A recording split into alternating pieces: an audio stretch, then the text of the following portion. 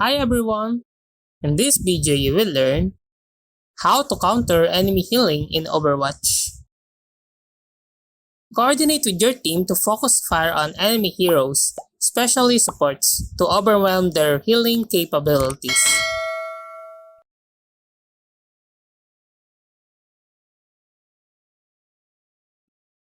Prioritize eliminating enemy healers like Mercy, Ana, or Baptiste to reduce the enemy team's sustainability.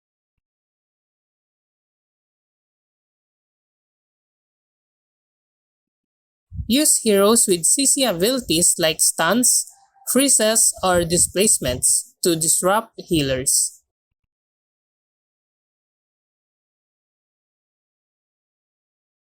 Utilize heroes with anti-healing abilities such as Ana's Biotic Grenade or Roadhog's Hook to prevent healing for a period of time.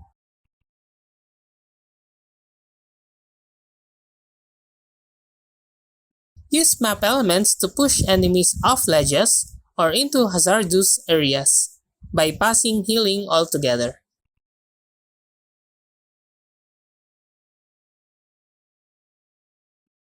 Employ dive compositions to quickly overwhelm and isolate enemy supports.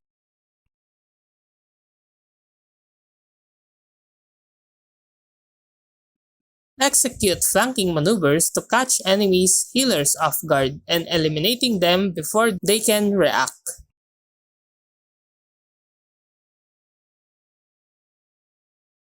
Heroes like Junkrat or Pharah can deal burst damage that overwhelms healing outputs, making it difficult for supports to keep up.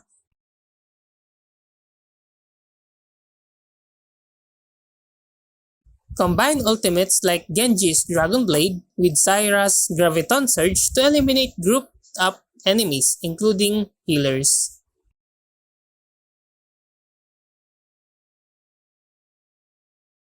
Sombra can hack enemy healers, preventing them from using abilities and reducing their effectiveness in healing their team.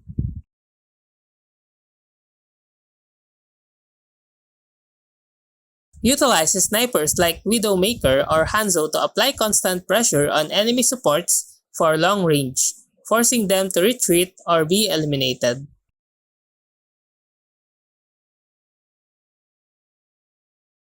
And that's how to counter enemy healing in Overwatch. If you like this video, please click the like and subscribe and ring the bell icon to notify you to our next video. Thank you for watching!